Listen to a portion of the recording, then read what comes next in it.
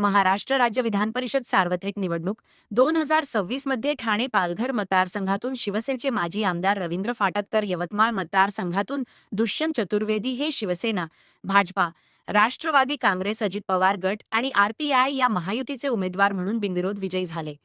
महाराष्ट्र राज्य विधान परिषद सार्वत्रिक निवडणूक 2026 मध्ये ठाणे पालघर मतदारसंघातून माजी आमदार रवींद्र फाटक यांची बिनविरोध निवड झाल्यानंतर ठाण्यात उत्साहाचे वातावरण पाहायला मिळाले. या विजयाचा आनंद साजरा करण्यासाठी आज टेंभी नाका परिसरात शिवसेना पदाधिकारी, नगरसेवक आणि कार्यकर्त्यांकडून जोरदार जल्लोष करण्यात आला. या विजयानंतर आज ठाण्यातील टेंभी नाका येथील आनंदाश्रमात उपस्थित राहून वंदनीय हिंदू हृदय सम्राट शिवसेना प्रमुख बाळासाहेब ठाकरे आणि वंदनीय गुरुवर्य धर्मवीर आनंद दिघे साहेब यांच्या प्रतिमेला पुष्पहार अर्पण करून त्यांना विनम्र अभिवादन केले. तसेच यावेळी त्यांच्या प्रतिमेला गुलाल लावला. यानंतर या दोन्ही विजयी उमेदवारांना पुष्पगुच्छ देऊन त्यांचे अभिनंदन केले. तसेच सर्व शिवसैनिकांच्या साथीने विजयी जल्लोष साजरा केला.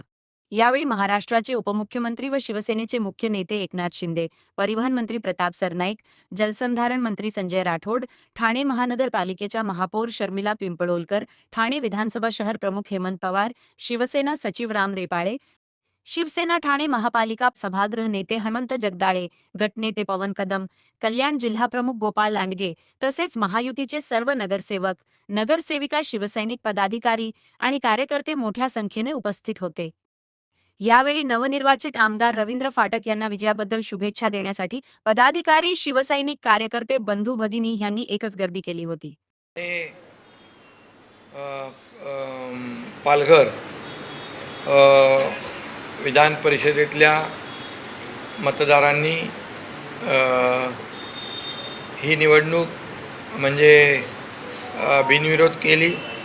उमेदवारांना सगळ्या धन्यवाद देतो की या ठिकाणी ठाण्याची निवडणूक बिनविरोध झाली आणि ठाण्यात विजयाचं फाटक बिनविरोध उघडलं.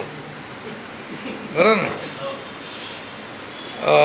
निवडणूक झाली असती तरीसुद्धा बहुमत आमच्याकडे होतं, परंतु ठाण्याची एक संस्कृती आहे.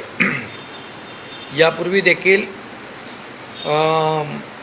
वसंत डावकरे साहेबांना त्या काळात बिनविरोध निवडून देण्याचं काम आम्ही केलं होतं आणि ठाणे, पालघर विधान परिषद आणि यवतमाळ विधान परिषद दुष्यंत चतुर्वेदी हे देखील बिनविरोध आलेले आहेत. शिवसेनेचे 2 बिनविरोध आले, भारतीय जनता पक्षाचे 2 बिनविरोध आले आणि राष्ट्रवादी अजितदादा गटाचे देखील 2 बिनविरोध आले. म्हणजे 6 बिनविरोध या ठिकाणी उमेदवार झालेले आहेत. ही पुढील विजयाची नांदी आहे. जळगाव आणि नाशिक देखील चर्चेअंती बिनविरोध म्हणजे आता एकमेकाला पाठिंबा जवळपास ते दोन्ही बिनविरोध होऊ शकतात.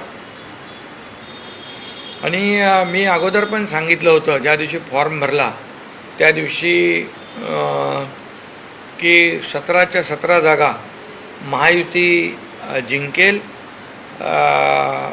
असा विश्वास मी व्यक्त केला होता. कारण महाविकास आघाडीमध्ये जी काही बिघाडी पाहिलेली आपण म्हणजे त्यांचे कोणात पायपोस नाही आणि या निवडणुकीत देखील मोठ्या प्रमाणावर त्यांच्यामध्ये गटबाजी मतभेद सगळे समोर आले आणि उमेदवारांनी देखील त्यांच्या अनेक ठिकाणी माघार घेतली. यावरून महाविकास आघाडी कशी काय परिस्थिती झालेली आहे महाराष्ट्रामध्ये ही तर लोकसभेत देखील आपण पाहिलं, विधानसभेत पाहिलं, झालेल्या स्थानिक स्वराज्य संस्थांमध्ये देखील आपण पाहिलं आणि ह्या विधान परिषदेमध्ये देखील आपण पाहतोय. त्यामुळे महाराष्ट्रामध्ये महायुती मजबूतीने यशस्वी वाटचाल करते आहे.